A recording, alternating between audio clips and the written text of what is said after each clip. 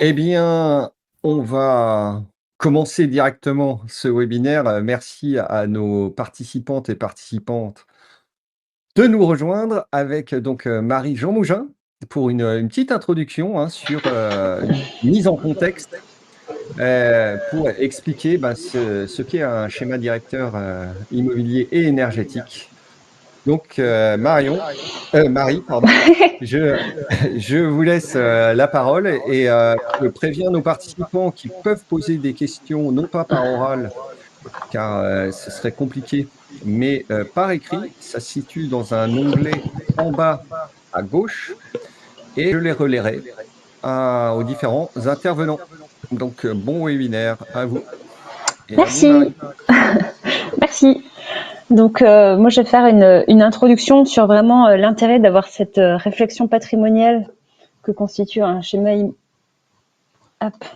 directeur immobilier énergétique, en faisant un petit retour d'expérience. Donc, moi, avant au Roi des Œufs, j'étais à l'ADEME et je coordonnais un projet européen en Auvergne-Rhône-Alpes qui s'appelle Bapora, qui visait à aider les petites collectivités à rénover leurs bâtiments. Donc pour ça, on avait identifié en fait 115 projets de rénovation auprès de petites collectivités d'Auvergne-Rhône-Alpes pour lesquels les communes s'étaient engagées à faire un projet de rénovation globale. Les audits étaient déjà réalisés, tout était prêt. Et ces projets devaient faire faire l'objet d'un accompagnement gratuit au choix selon les départements, hein, syndicat d'énergie, ALEC, le PCI, SPL, etc. Et au fil du temps, au fur et à mesure que le projet avançait, on s'est rendu compte qu'un certain nombre de projets qui avaient été identifiés par les collectivités se sont retrouvés abandonnés par les communes, malgré une volonté au préalable qui avait été émise par la commune, par le maire, de se lancer dans le projet de rénovation globale. Alors, bon, Ah, j'ai mis juste... Marie, Oui, attention, oui. quand vous passez la main sur votre casque, on entend, du coup, vous touchez votre propre micro et Ok. on entend des gros craquements. Ah, Donc, bon, bah Et ça voilà. Julien, marche. il n'y a plus d'écho et je crois que c'était parce que j'avais ouvert Teams. Bon, on ferme la parenthèse. Ça D'accord. marche. Ok, bon, Très bien. c'est vrai que j'ai le micro sur le casque, donc j'y pense pas, je pensais sur l'ordi. Ok, donc je ne touche pas, pas de problème. Ça Euh, marche. donc je reviens, je reprends un peu le fil. Donc au fur et à mesure que les projets ont été accompagnés, on a un certain nombre de projets qui ont été abandonnés par les collectivités. Et je vous laisse deviner la raison principale. Est-ce que c'est parce que les communes ont fait demi-tour en réalisant le manque de budget quand elles ont réalisé le vrai coût du projet, parce que les coûts du projet ont été sous-estimés à la base, et en voyant combien coûtait une rénovation globale, les communes se sont dit non, finalement, on n'y va pas? Ou est-ce que c'est parce qu'il y avait un manque de réflexion patrimoniale et la commune s'est dit, bah tiens, finalement, c'est pas forcément une bonne idée de rénover ce bâtiment, alors que c'est ce qu'on avait prévu de faire à la base. Finalement, on va revenir en arrière, le projet est pas si intéressant. Donc, comme il n'y a pas moyen de faire des sondages, je laisse chacun méditer, c'est pas grave. Et je vais donner tout de suite la réponse. C'est un manque de réflexion patrimoniale. Dans tous les projets qui ont été abandonnés par les collectivités qu'on a pu suivre, comme je disais, des collectivités qui avaient la volonté de faire un projet, il n'y a qu'un cas où le projet a été abandonné par un manque de budget.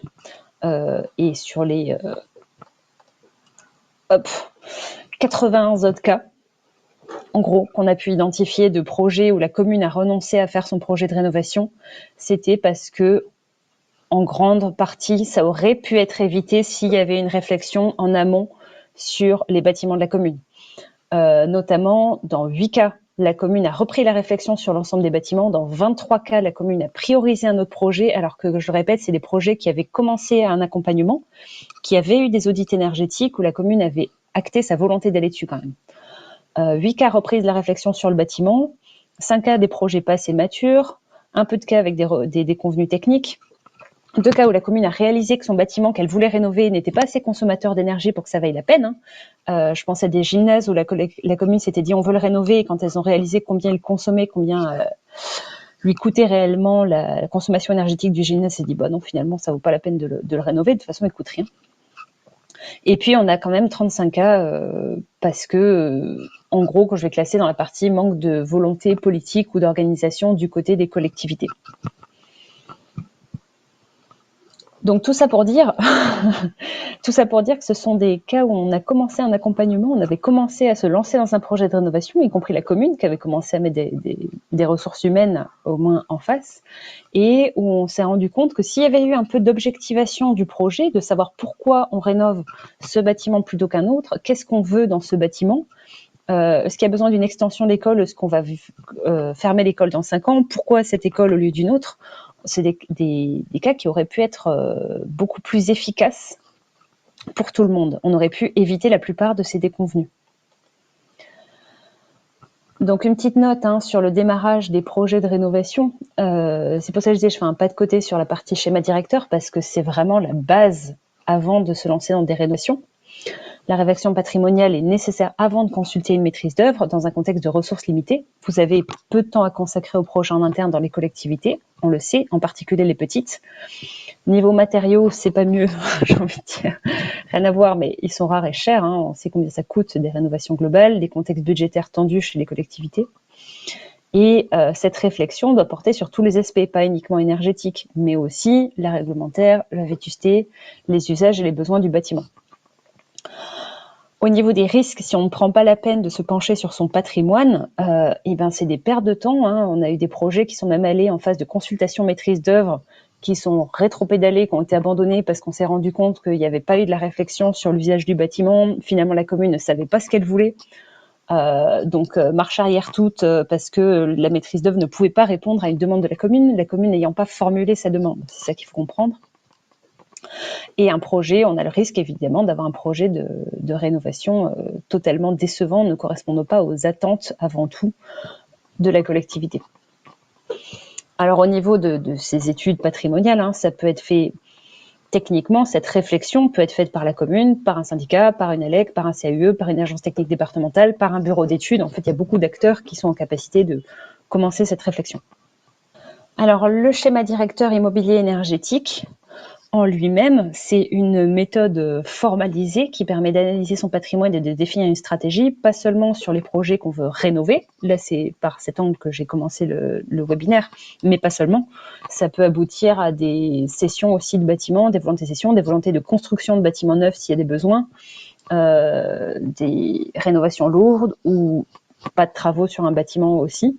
Des mutualisations. Dans la partie en analysant les usages, on peut réaliser que ça vaut le coup peut-être de regrouper plusieurs associations dans un local qui était auparavant assez éclaté. Donc ça permet de mieux connaître son patrimoine, de centraliser des données souvent éclatées entre services pour les communes un peu plus grandes, créer les conditions d'une connaissance fine et partagée sur le patrimoine, avoir les moyens de se comparer, typiquement combien on a de gymnases pour 1000 habitants, voir par rapport aux communes de même forme, est-ce qu'on est trop équipé, est-ce qu'on est sous-équipé, si on est trop équipé, pourquoi, est-ce qu'on a un vrai besoin, il peut y avoir des raisons évidemment, mais est-ce qu'on ne chauffe pas des bâtiments de manière un peu irrationnelle, on va dire ça. Ça permet aussi de passer du coup par coup d'une vision qui serait opportuniste à une vision plus stratégique. Quand je dis vision opportuniste, ça va être, on va attendre l'ouverture des subventions déciles. Il y a une subvention en ce moment sur les écoles parce qu'il y a un grand plan école. Du coup, on va lancer une rénovation d'école et puis voilà. C'est ce que fait un certain nombre de communes, cette partie très opportuniste. On attend les subventions et dès qu'il y a la subvention, on envoie un projet. Mais ça permet vraiment de passer, savoir fait vision patrimoniale permet de passer à une vision vraiment de long terme et d'objectiver des éléments. On rénove un bâtiment, on sait pourquoi on le rénove. Et si le projet, si ça change de mandature, s'il y a des élections entre-temps, si l'élu qui est porteur du projet part de la commune pour une raison X ou Y, il y a plus de chances que cette stratégie tienne dans le temps, parce qu'on sait pourquoi on a choisi de faire ce qu'on veut avec nos bâtiments. Une démarche 360 degrés, réglementaire, technique, énergie, occupationnelle et financier. Ça permet de changer de paradigme entre accumulation et optimisation. On change comme je disais, de paradigme, où l'idée, c'est pas d'accumuler des bâtiments et d'avoir le plus gros patrimoine possible, mais d'avoir juste assez de patrimoine pour répondre aux besoins des usagers. On va suivre aussi les performances des bâtiments dans le temps. Ça permet aussi de prioriser les opérations à mener. Globalement, le patrimoine des collectivités en France est vieillissant, pléthorique, avec énormément de bâtiments, pas toujours bien utilisés, pas toujours utilisés d'ailleurs. En faisant ces démarches, il y a des communes qui se rendent compte qu'elles possèdent certains bâtiments, elles n'étaient même pas au courant qu'elles étaient propriétaires. Donc ça permet de vraiment prioriser les choses, savoir qu'est-ce qu'on rénove, savoir où on met l'argent, savoir pourquoi on met l'argent, savoir ce qui va répondre aux besoins avant tout des usagers, et dans une vision ambitieuse mais réaliste sur le long terme. Alors, une question, quand on parle de schéma directeur immobilier énergétique, on a souvent la vision que ça s'adresse aux grosses collectivités qui ont beaucoup de moyens en passant par un bureau d'études. D'où la question, est-ce que cette analyse est réservée aux communes de taille moyenne ou grande? Alors non, clairement. Ce qu'on a vu, ce que je vous ai montré au préalable de la discussion, c'est que cette réflexion, même sommaire, même si elle n'est pas réalisée par un bureau d'études, par exemple, et c'est la condition quand même d'un projet de rénovation réussi. Par exemple, les cas où une commune se demande, voilà, qu'est-ce que je veux mettre dans ma consultation maîtrise d'œuvre pour rénover mon école, si je ne suis pas en mesure de dire si elle va fermer dans 5 ans ou si elle va avoir des ouvertures de classe. C'est nécessaire quand on rénove un bâtiment ou quand on se lance dans des projets de savoir, d'anticiper un petit peu le futur des bâtiments. Est-ce que c'est utile de rénover des locaux associatifs qui sont peu consommateurs? Est-ce que c'est utile de chauffer des locaux peu utilisés? Est-ce qu'il y a des pistes d'usage, des pistes de mutualisation des usages ou d'optimisation de la régulation possible avant de songer à rénover mon bâtiment? C'est-à-dire, est-ce qu'il est correctement, est-ce qu'on coupe bien le chauffage la nuit avant de se rendre compte qu'il coûte très cher? Est-ce que les bâtiments de ma commune sont aux normes? Ça, c'est une réflexion qui se pose quelle que soit la taille de la commune.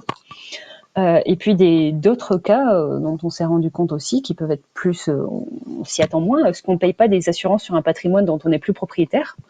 C'est-à-dire un contrat qui date d'il y a un certain nombre d'années, par exemple d'assurance sur des bâtiments qui n'a jamais été mis à jour, mais une commune qui s'est séparée d'une partie de son patrimoine et qui continue à payer, par exemple, des polices d'abonnement sur des points de livraison qui ne sont pas utilisés, des assurances sur des patrimoines qui ont été vendus. Donc ça, c'est des choses dont on peut se rendre compte en faisant un peu son diagnostic du patrimoine. Et puis, en termes de bonnes pratiques, je dirais dans l'ordre, à peu près, vraiment la réduction des dépenses inutiles qui est valable pour toutes les collectivités, en termes d'usage, mutualiser les usages, les espaces, en termes de régulation, vérifier qu'on chauffe à la bonne température des locaux au moment où ils sont utilisés et voir si on ne peut pas mieux les utiliser ou plus les utiliser. Rénover des bâtiments, oui, mais ça coûte cher, on sait très bien qu'on ne peut pas tout rénover, donc rénover des bâtiments choisis, où on sait pourquoi on les rénove, on sait qu'ils vont être utilisés sur le long terme avec un certain usage. Et à penser aussi dès l'amont, évidemment, l'installation d'énergie renouvelable dès que possible, mais qui ne s'anticipe pas au sens pareil par exemple, quand on rénove un bâtiment, on peut déjà anticiper le fait qu'on veut mettre du photovoltaïque sur la toiture, et d'ailleurs, c'est recommandé de le penser dès ce moment-là. Voilà. Hop. Et je crois que... Voilà. Et puis, une dernière petite slide sur les accompagnements possibles, ça dépend des régions. Il y a des choses qui peuvent exister via les CAUE, les agences d'ingénierie, pas toutes, pas dans tous les départements. Des aides éventuellement d'ACTE via le schéma ACTE, de la Banque des territoires, pareil à se renseigner directement auprès de ces structures, et des accompagnements éventuellement possibles aussi de l'ADEME, à voir avec la direction régionale de l'ADEME ce qu'ils proposent sur ce sujet. Voilà, pour des accompagnements un peu plus... pour des communes de taille plus conséquente. Voilà, j'ai fini cette petite introduction. J'espère que c'était clair et que ça a pu vous donner 2-3 peut-être pistes de réflexion. Merci beaucoup Marie. En plus, c'était une sollicitation au pied levé, comme on dit, puisque c'était il n'y a pas si longtemps qu'on vous a sollicité pour ça. Merci beaucoup pour cette mise en contexte. Du coup, maintenant, on va laisser la parole à Bertrand et Marion de Cournon-Auvergne pour aller justement un peu plus en détail dans ces projets de SDIE. Bertrand et Marion, est-ce que vous pouvez activer votre caméra et votre micro? On croise les doigts pour que ça fonctionne. Tac. Là, déjà, le micro fonctionne. Bonne nouvelle. La caméra aussi. La caméra aussi. Parfait. Aussi. Donc, je suis avec Marion Gasque. On est le binôme énergétique de la ville de Cournon. Donc, Cournon, c'est une ville dans le Puy-de-Dôme qui a 20 000 habitants. Donc, on a fait un SDIE il y a quelques temps. Et donc, le but, c'est de vous partager un peu notre expérience. Donc voilà. Les premières diapos, il y a une petite introduction aussi qui se recoupe avec les arguments de Marie, donc on va les passer assez rapidement. Donc là, voilà, on vous parle du contexte général. Donc les collectivités ont une volonté affirmée de réduire l'empreinte écologique de leurs bâtiments. Effectivement, ça c'est un sujet. En ce moment, rationaliser leur occupation, donc là c'est les usages. Marie en a parlé aussi. Donc avoir des bâtiments qui seront utilisés un maximum, c'est toujours plus intéressant économiquement. Maîtriser les dépenses de fonctionnement. Donc le fonctionnement, on pense souvent à l'énergie, mais il y a beaucoup de choses aussi dans le fonctionnement, donc on le verra tout à l'heure. Et posséder une vision globale en vue d'investissements futurs vertueux.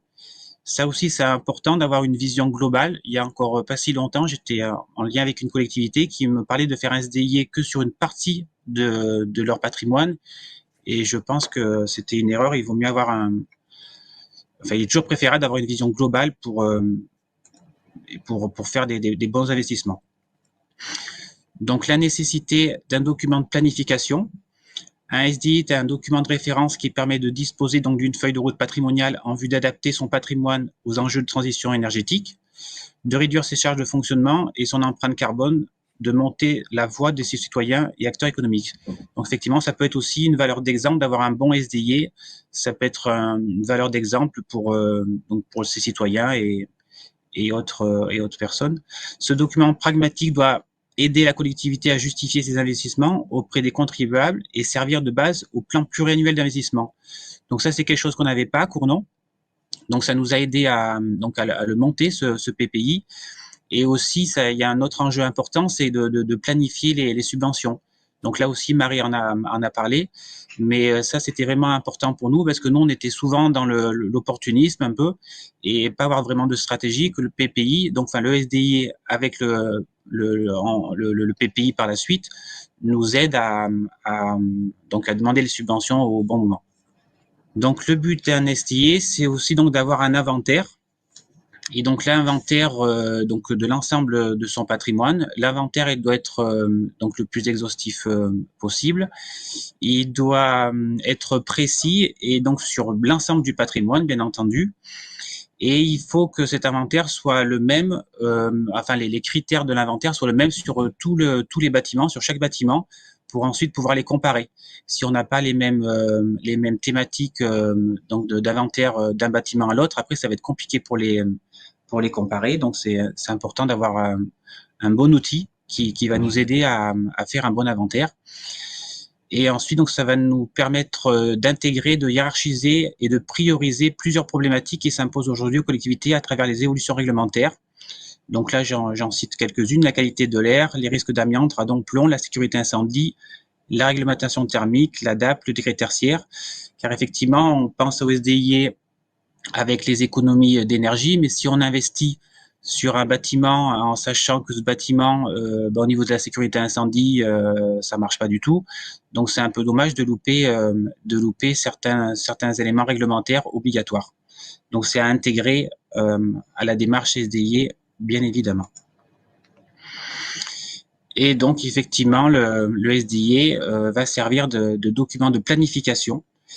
Donc voilà, c'est un petit peu une redite là, mais mener des investissements vertueux visant à diminuer les consommations d'énergie et autres gaz à effet de serre, anticiper les évolutions climatiques en adaptant ces équipements pour limiter l'inconfort intérieur. Donc là, le but donc c'est de faire une planification, donc avec ce qu'on a dit auparavant, et dans l'idéal effectivement c'est d'anticiper les évolutions climatiques que l'on connaît, donc le réchauffement climatique. Et voilà, donc il faut aussi anticiper les choses quand on va faire nos scénarios. D'un point de vue pratique, donc la construction d'un SDIE se passe en 4 étapes. La mise en place d'un comité de pilotage, la phase de diagnostic, l'élaboration de scénarios et la mise en œuvre. La première étape, donc la mise en place, c'est monter un comité de pilotage qui va chapeauter le projet. Nous, sur la collectivité, c'est le maire et le DGS qui ont tenu le rôle de chef de projet, et Bertrand et moi avons formé le binôme référent technicien, donc d'un point de vue patrimonial et financier. c'est indispensable d'avoir des éléments dans plusieurs services parce que une seule personne n'a pas la connaissance de la totalité des informations qu'il va falloir renseigner. Et il faut arriver à mobiliser aussi les autres services qui vont être support ou apporter leur connaissance à un moment ou à un autre dans la démarche. Donc, ça va être aussi bien le service juridique que le foncier, les ressources humaines, les services utilisateurs, sport, technique ou culturel. La phase de diagnostic, donc, c'est la plus longue en termes de travail et de recherche. Donc, il s'agit en fait de monter à partir de l'inventaire de la commune, en fait, d'aller chercher un maximum d'informations. Les informations qu'il faut collecter, c'est d'abord sur le patrimoine, enfin les bâtiments dont sont propriétaires la collectivité et dont ils ont l'usage, mais c'est aussi les bâtiments dont ils ne sont pas propriétaires, qu'ils louent par exemple ou qu'ils ont mis à disposition. Et ça peut être aussi les éléments dont on est propriétaire, mais qu'on met à disposition d'une autre collectivité ou d'un autre organisme. Et dans ces deux autres cas, du coup, on a parfois du mal à récolter toutes les données.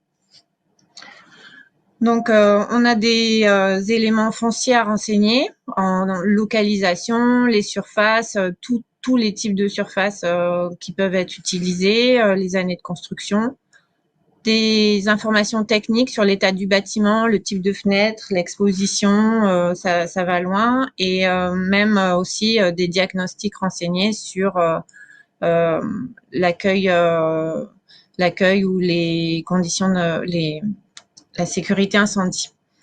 En termes financiers, c'est le coût de l'acquisition, la maintenance annuelle, l'entretien, les fluides, le ménage, les assurances, les impôts, l'investissement, et aussi essayer d'estimer, quand on le peut, un prix de vente. Les consommations énergétiques d'eau, de gaz, d'électricité, de bois, les consignes de température seront aussi des éléments à valoriser. Et enfin, l'utilisation qui est faite, donc en particulier le nombre d'heures d'ouverture, le nombre d'utilisateurs, et classer les bâtiments par typologie, donc secteur scolaire, sportif, culturel.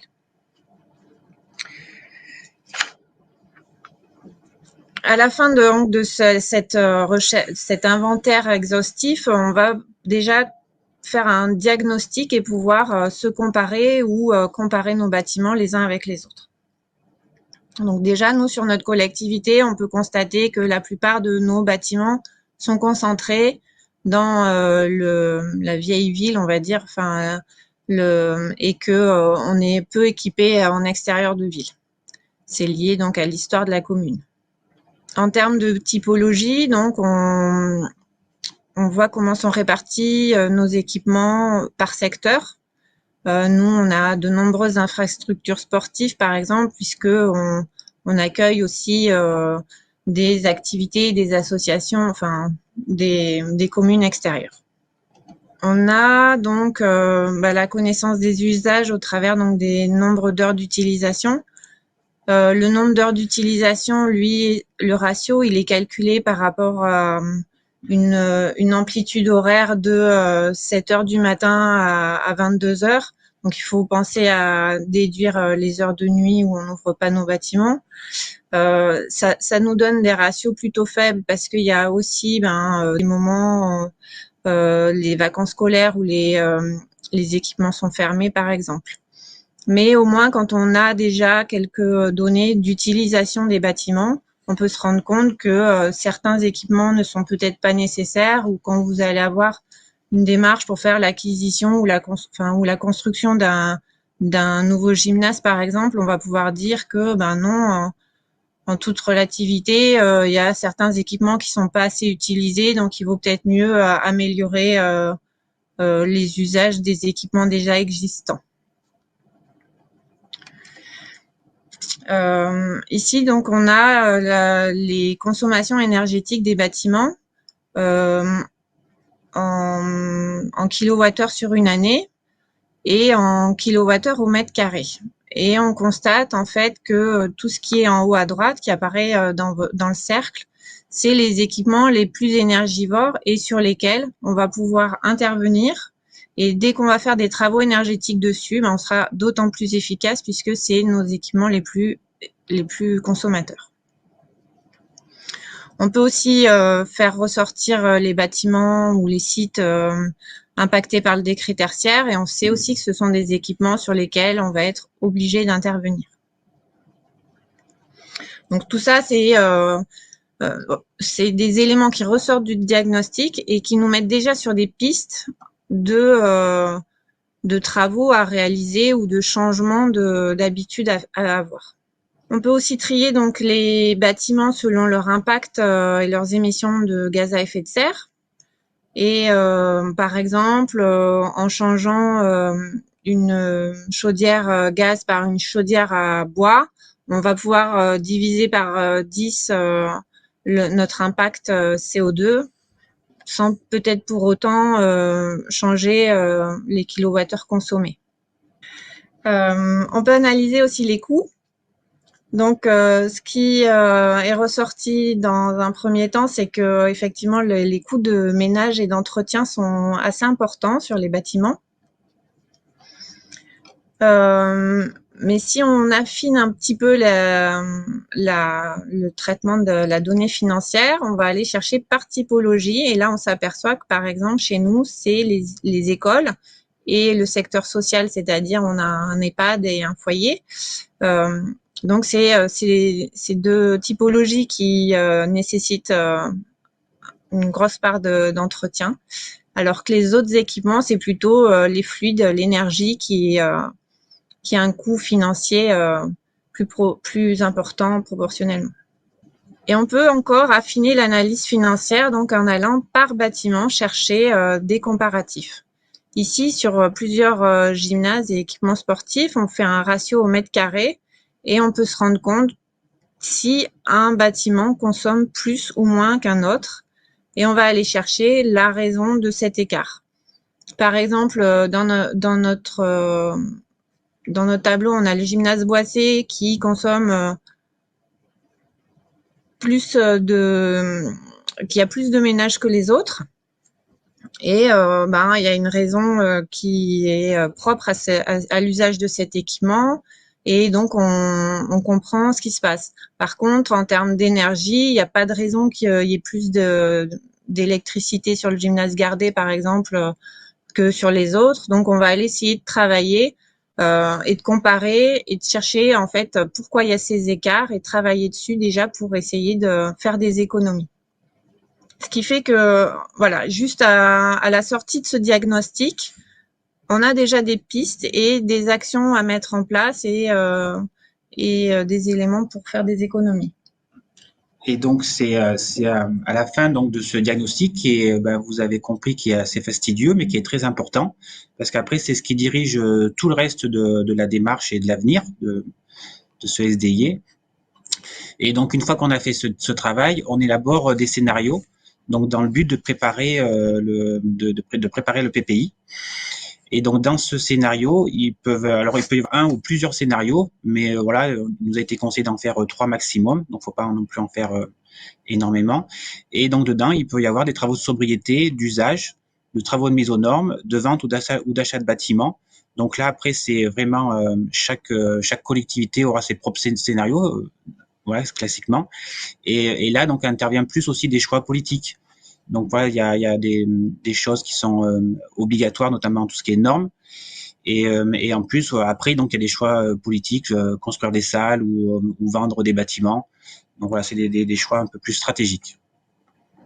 Donc, à l'issue des scénarios élaborés, on peut choisir un scénario qui aussi fait un mixte des choix qui en ressortent et construire un plan pluriannuel d'investissement qui nous permettra donc de réaliser des travaux et de vendre ou de faire l'acquisition de bâtiments.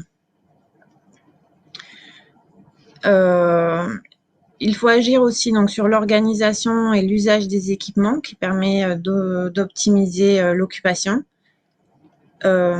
Et pensez donc à mettre à jour les données collectées, puisque vous avez fait une photographie à un instant T de votre patrimoine et il faut arriver à mettre des choses en place pour pouvoir actualiser toutes les données régulièrement.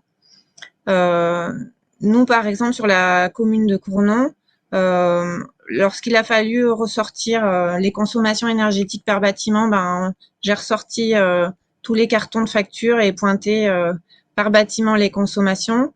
Et de là, on a mis tout de suite en place la comptabilité analytique qui nous permet aujourd'hui, en un clic, d'avoir les consommations et les dépenses sur chaque équipement. Ouais, donc du coup, c'est bien de mettre des procédures en place pour la suite. Donc nous, en plus, grâce à cette démarche de SDIE, on a formé notre binôme finance-patrimoine, mais qui a été pérennisé puisque aujourd'hui, on se rend compte que quand on cherche à faire des économies d'énergie, il y a toujours deux aspects dans la démarche, un aspect technique et un aspect financier. Donc, faire collaborer les services ensemble, pour nous, ça a été une bonne expérience et une mise en valeur de notre travail. Et ensuite, on a aussi donc des démarches faites à faire par rapport au décret tertiaire et suivre les dépenses de fluide sur les bâtiments. Ça nous facilite la saisie des données sur la plateforme Opera chaque année. Donc là, on vous a mis un petit exemple justement du suivi qu'on peut faire. Donc c'est un extrait. Donc nous, notre SDI, on a pris comme année de référence l'année 2019.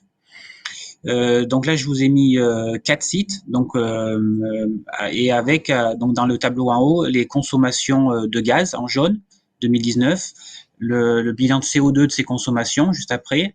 Ensuite, en 2022, les consommations de gaz en donc 2022. Et vous voyez que les deux du haut, donc c'est marron parce qu'en fait on a passé du gaz au bois, on a changé le type d'énergie.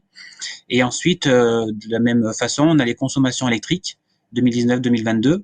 Et le tableau du dessous, donc on a compilé les énergies, gaz, bois, électrique et les bilans CO2. Et tout ceci donne ce diagramme. Et donc pour les sites Bournel et Dermain, donc on a fait quelques économies plus ou moins, la Dermain un petit peu moins que Bournel, donc c'est ce qui est en bleu. Donc le bleu foncé c'est 2019 et le bleu clair 2022. Et par contre, ce qu'on constate, c'est que au niveau du bilan CO2, donc le vert très foncé et le vert clair, il y a une grosse diminution donc des gaz à effet de serre et qui n'est pas du tout proportionnelle à l'économie de kilowatts. Et ça, donc, c'est dû au changement de type d'énergie. Donc, on est passé du gaz naturel au bois. Donc, c'est intéressant de voir cette comparaison. Ensuite, pour le site Lavergne, on a installé du photovoltaïque en autoconsommation. Donc, on voit aussi là qu'on a fait des économies d'énergie entre donc le 2019 et 2022. Par contre, on voit qu'il n'y a pas une grosse différence en termes de CO2. Donc, c'est à peine proportionnel aux économies d'énergie. Et en fait, ça s'explique parce qu'en France, l'électricité, c'est notamment c'est notamment réalisé par le nucléaire, produit par du nucléaire. Et le nucléaire a un bon bilan CO2. Donc, voilà, il y a d'autres problématiques, mais enfin, donc voilà. Donc, c'est ce qui explique. En passant du photovoltaïque, on améliore très peu le bilan CO2 de la commune. Et le dernier exemple, c'est le gymnase Boissé. Le gymnase Boissé, donc on a fait une petite extension de ce gymnase, et malgré cette extension, on a pu faire des économies, parce qu'on a travaillé aussi sur le chauffage du gymnase en général, et on voit que là, le bilan CO2 est proportionnel aux économies d'énergie, donc ce qui est assez logique, puisqu'on n'a pas touché à ce mode d'énergie. Donc, on en a fini de notre présentation. J'espère qu'on a été assez clair. Et on est ouvert à vos questions éventuelles.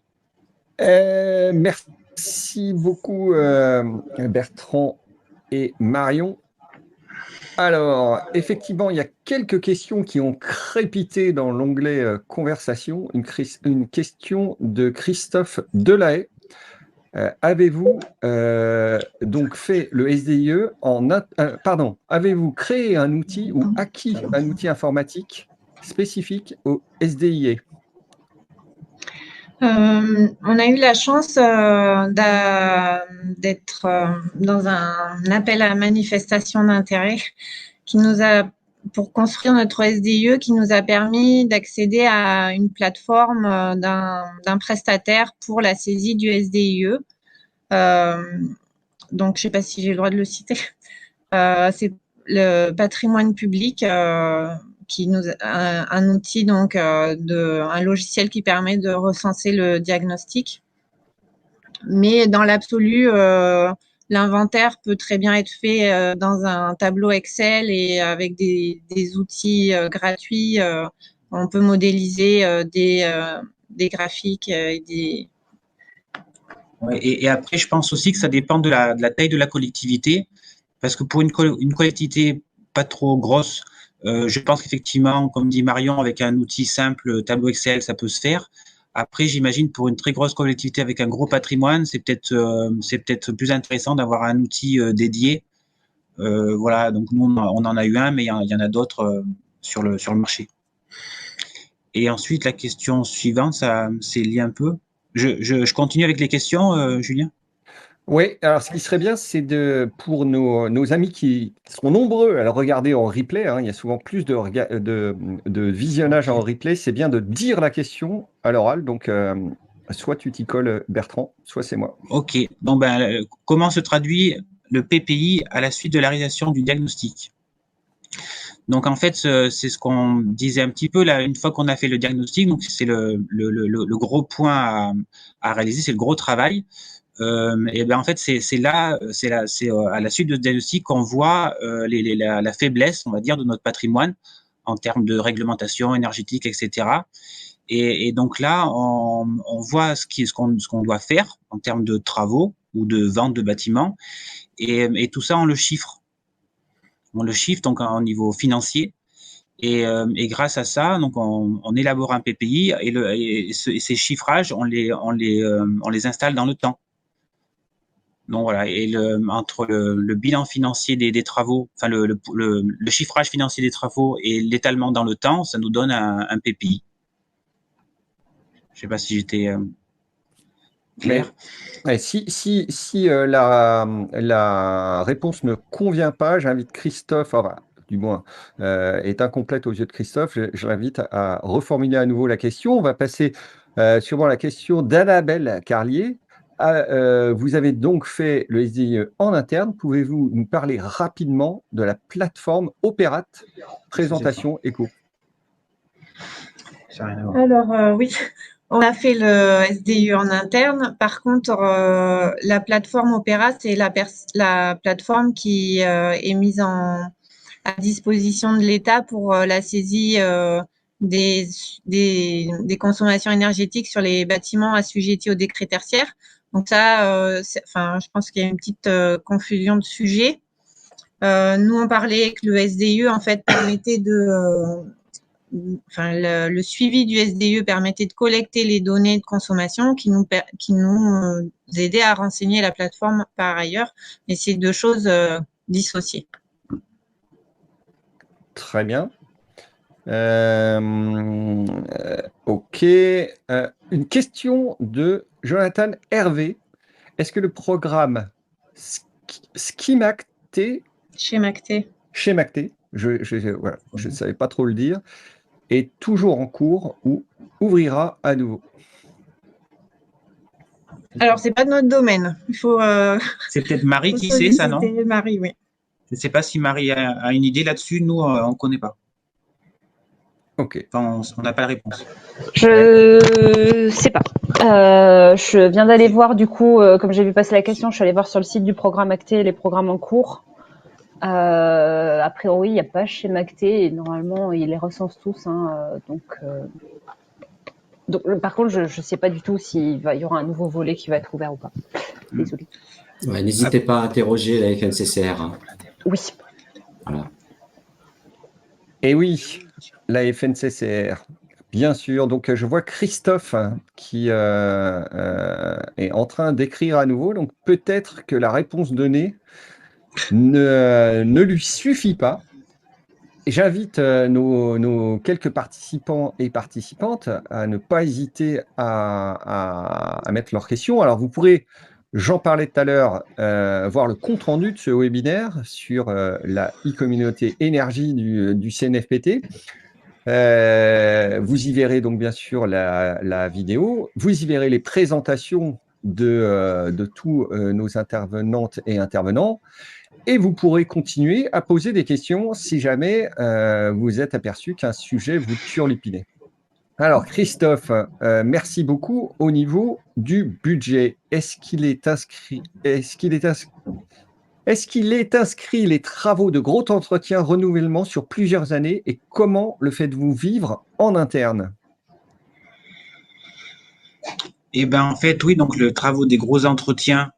Alors c'est lié au SDI, là, je suppose la question. Donc là, donc il est planifié. Et comment le fait? Donc nous le PPI, il est fait pour 5 ans, je crois, 5 ans. Donc je crois le PPI déjà, faut pas le faire sur trop long terme parce que après faut qu'il soit tenable et que les politiques le suivent. Et après le faire vivre en interne. Donc il y a une côté finance là, dans le PPI, il y a une somme qui n'est pas attribuée spécifiquement à des travaux et qui est en provision des aléas justement, voilà, qui n'étaient pas prévus. Je sais pas, nous on a par exemple à Cournon des problématiques de sécheresse et là ça peut rentrer dedans par exemple, ou enfin j'ai pas tous les exemples en tête, mais donc du coup il y a un montant qui n'est pas attribué et qui permet de faire vivre ou d'adapter le budget. Très bien, merci beaucoup. Je vois qu'il y a encore quelques petites questions qui crépitent sur l'onglet conversation de notre webinaire. J'en profite, puisqu'on parle de webinaire, pour vous signaler un webinaire du CNFPT de la e-communauté Habitat Logement sur agir contre la précarité énergétique dans le logement. Vous trouverez ça, c'est un post, il aura lieu le jeudi 20 janvier. Alors, ils ont mis 2022. Je suppose que c'est 2024, sinon c'est compliqué. De 10h à midi. Donc, vous pourrez retrouver ça sur la e-communauté. Du coup, ils ont relayé ça sur la e-communauté transition énergétique, devenue depuis e-communauté énergie. Est-ce qu'il y a d'autres questions qui sont arrivées depuis? Pas vraiment.